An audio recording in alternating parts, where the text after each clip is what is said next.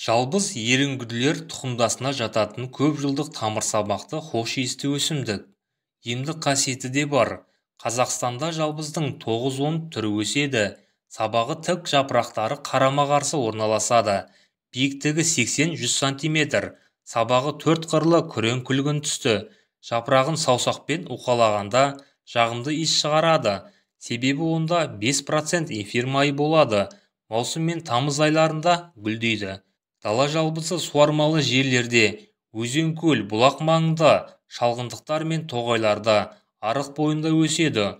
Ол сабынның иісін шығару үшін пайдаланылады. Ал кермек жалбыздың жапырағы мен гүл шоғын жалбыз эфир майы алынады. Эфир майының 55%-ке дейін ментол кездеседі.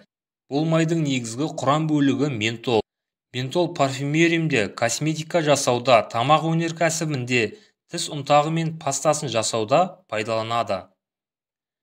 Жалбыздың емдік қасиеті ертеден мәлім. Тіпті халық арасында бұл өсімдік 101 ауруға ем деген сөз бар. Жалбыз өсімдігінің құрамында адам ағзасына пайдалы заттар мол. Жалбызды ата-бабаларымыз жиі пайдаланған. Оның құрамында адам ағзасына қажетті көптеген элементтер бар. Емдік мақсатта жалбыздың жапырақтарын қолданған. Оның жапырақтарын тұнба ретінде пайдаланған. Ол ас қорыту жүйесін жақсартады. Табиғи антисептик болып саналатын жалбыздың барлық түрі пайдалы. Қазіргі таңда жалбыз шай тұмау, итеккірдің дұрыс келмеуі кезінде жақсы көмектеседі. Сондай-ақ іш өткен кезде ем болады. Сондай-ақ ішек құртын түсіретін емдік қасиеті де бар. Жалбызды қан қысымы 120-80, 140-80-нен жоғары адамдарға, әрі 6 жасқа толмаған балаларға пайдалануға болмайды. Полиартрит, артроз, артрит аурулары кезінде күніне бір уақытқа кепкен жалбызды суға салып шомылу керек. Бұл ауруларын емдеуге пайдасы өте зор.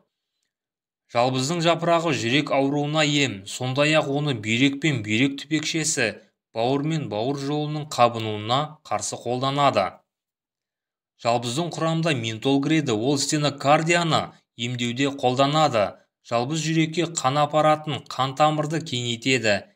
Халық арасында жалбыз ұнтағын бал орнына сары майға араластырып қабылдаса демікпе сырқатын жазады, тыныс алу жолдарын тазартады деген сенім бар. Сонымен қатар жалбыз булығып жөтелгенді тыйып, қарлыққан дауысты ашады. Егер тершең адам жалбыздың кепкен жапырағын ыстық суға бұқтырып, демдеп жатар алдында жарты стакан ішсе, тершеңдігі басылады. Ал аяғының шуашы бар адамдар жалбыз тұнбасын 3 мезгіл аяғын жуып жүрсе, жағымсыз иістен арылады. Бас ауруын жазады. Сонымен қатар дәрігерлер кесеге жалбызды салып, оған ыстық су құйып, кейін біраз уақыт тұндыруға кеңес береді. Олардың айтуынша мұндай шайды кешкі басы жиі ауыратын адамдар ішу керек екен. Осылайша жалбыз ауруды басып, ұйқыны қалыпқа келтіреді. Егер осы видеомыз ұнаса, арнамызға жазылып пікірлеріңізді қалдырып кетіңіздер. Сіздермен болған әлем арнасы.